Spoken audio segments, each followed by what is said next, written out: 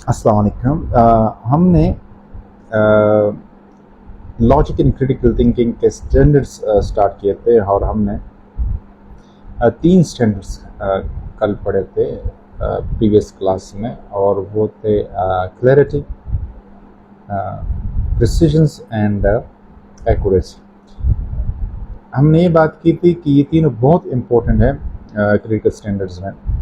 जब message clear नहीं होगा, जब मैसेज प्रिसाइज नहीं होगा, जब मैसेज एक्यूरेट नहीं होगा, तो जो लिसनर है, जो रिसीवर है, वो उस एंगल से, उसी पॉइंट ऑफ व्यू में जो क्रिटिकल स्टैंडर्ड्स के जो रूल्स हैं या जो उसके जो लवाज़िमात है वो पूरे नहीं करेगा, और इसी से जो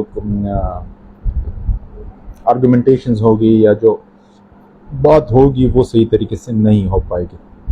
आज हम दो और स्टैंडर्ड्स पढ़ने की कोशिश करेंगे उसको किस तरीके से सिंप्लीफाई किया जाए, जो कि हमारा इस चैनल का मकसद है कि जो टॉपिक्स है इसको हम सिंपल से सिंपल अंदाज में समझा सके स्टूडेंट्स को।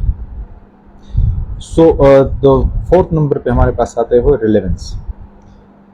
अक्सर हमने देखा होगा कि जब हम कोई बात करते हैं या जो स्टैंडर्ड स्पीकर होते हैं, जो कि कमाल के कलाकार होते हैं, वो बात बहुत रिलेवेंट करते हैं।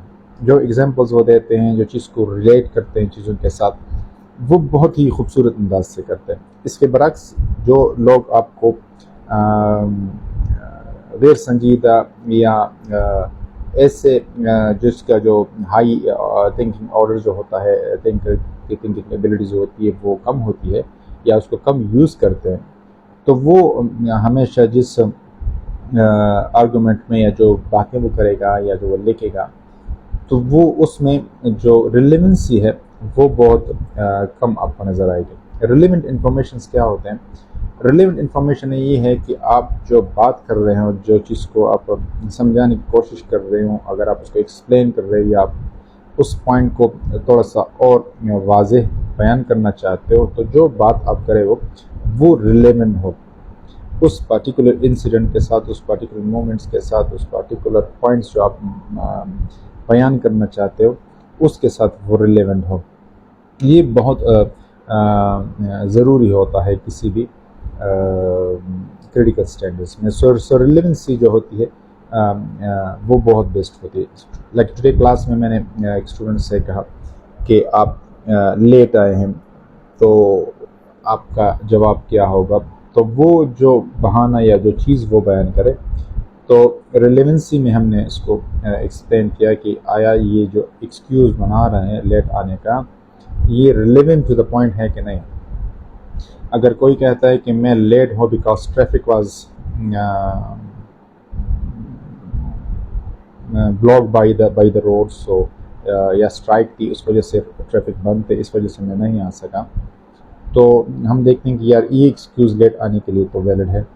लेकिन अगर हम कहें कि ये बंदा तो हॉस्टल में रहता है और वो लेट रहा है और कह रहा है कि सर ट्रैफिक बंद थी, तो ये रिलेवेंसी बिल्कुल काउंट ही नहीं होती इस पर्टिकुलर मोमेंट से। वजह क्या है कि जो वो कनेक्ट करने की कोशिश कर रहा है उसको, वो उसमें रिलेवेंट नहीं है।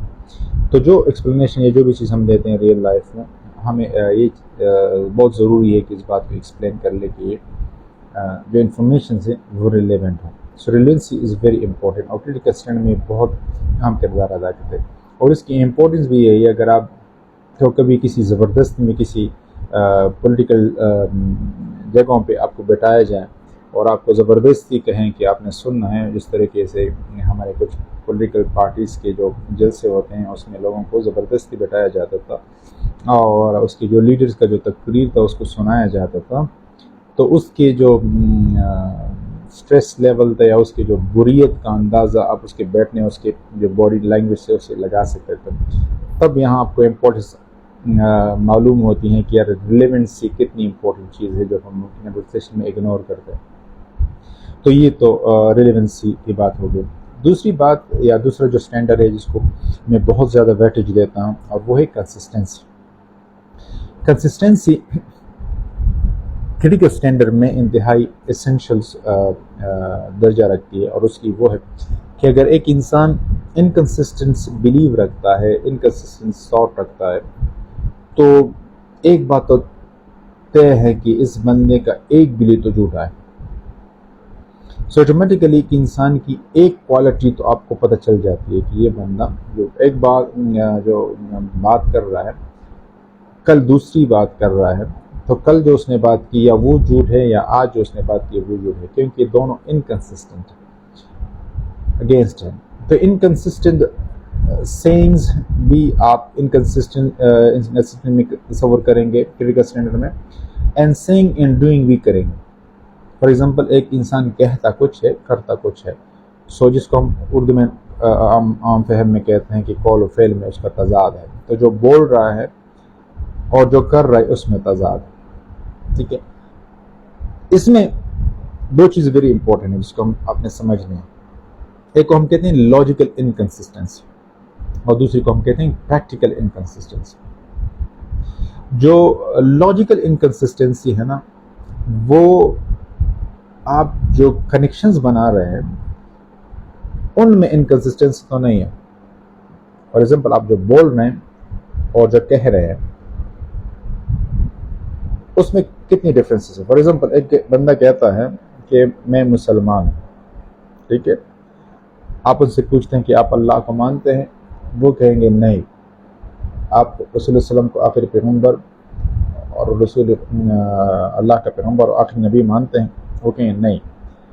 تو اس نے پہلا جو کلیم کیا تھا وہ تھا میں مسلمان. تو مسلمان کی جو ڈیفینیشن ہے وہ تو یہی ہے نا کہ آپ اللہ کو مانیں اور رسول اللہ علیہ وسلم کو آخری پیغمبر مانیں. یہ تو اس کی ڈیفینیشن ہے. اس کے بعد ہی مسلم کا ڈیفینیشن بیسیکلی کمپلیٹ ہوتا ہے. تو اس بندے کی جو لاجیکل کنسسٹنسی ہے نا وہ ڈسٹرب ہے، انکنسسٹنٹ ہے. تو یہ تو ایک ویری امپورٹنٹ پارٹ ہے کہ آپ کی جو لاجیکل کنسسٹنسی ہے وہ کیا ہے. دوسری جو امپورٹنٹ پارٹ ہے اس کو ہم پریکٹیکل انکنسسٹنسی کہتے ہیں.